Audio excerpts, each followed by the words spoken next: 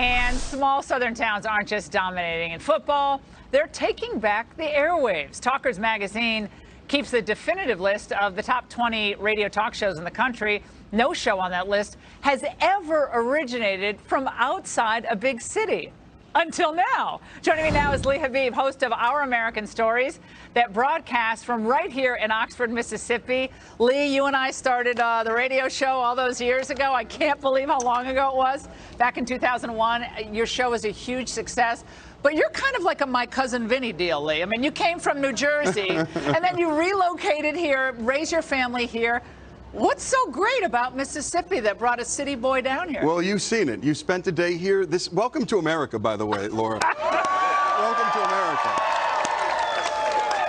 You and I lived in D.C., and I always told you I couldn't stand the place. That's right. I couldn't wait to be out of the place. I'm a refugee from the North coming home to his own country. But what's incredible about the South is it's really not political. People think, oh, it's so politically this or that. No, it's not. It's just people. It's just people being together. And I wanted to do the show about college football because it's actually not political. Yeah. I mean, I'm political, but the football isn't political. It's just about family, friends, a little bit of faith, and a little bit of prayer to hope your team wins. Well, the success of our show has been that we're telling positive stories about a good and beautiful people. And this is a good and beautiful country. My Lebanese grandparents and my Sicilian grandparents did not come here because it's a white supremacist nation, nor do my Kenyan friends, Chinese friends, Mexican friends. It's a beautiful country. It's not a perfect country. Every night, 2 hours a night, we tell stories about America's past, present. We even told a beautiful story about Barbra Streisand. Because in the end, what kind of a life is that she starts as a poor Jewish girl in Brooklyn, goes to Erasmus High School, and because of intellectual property rights, meritocracy, she rises to be the greatest star in the world and is worth $600 million. What a story. And we celebrate her story, Henry Ford's, Faith's stories, and the show is a runaway hit, I think, in large measure because it comes from small town America. And most people live in small town America, and you know and I know, I lived in LA for a year, in New York.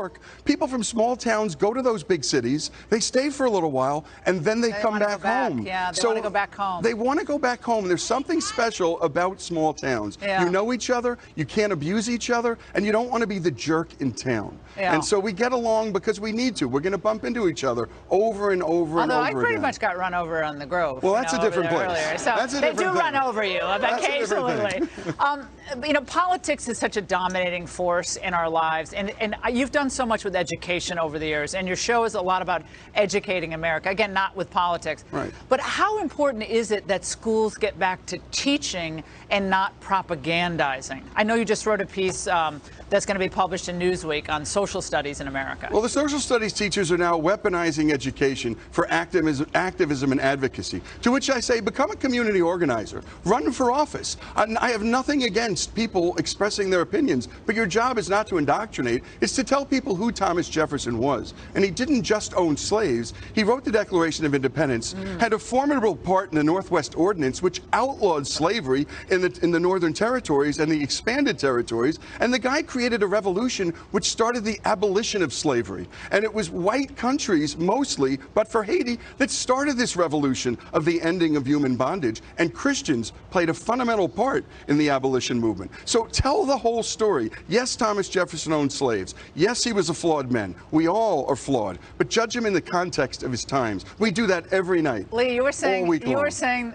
a while ago, and we were talking about the Netflix controversy, as Netflix and Chappelle and all that. Right. You said, how many shows on Netflix feature an evangelical or a devout Christian of some sort in any prominent role? And I was racking my brain. Maybe I'm missing one or two, but I couldn't think of one. The last time I could think of a priest playing a positive role, well, in Gran Torino, there's a good priest, right? But on the waterfronts, the last time a priest... You're going back 50 years. We're talking 1954, Laura. 1954. Yeah. Netflix doesn't feature a priest or a pastor or a small business owner as a protagonist in any of their work. They're always the bad guys. And that just has... It's dissonant from how we all live our lives. It's bad storytelling, and it's antithetical to who we are. It's not who we are. No.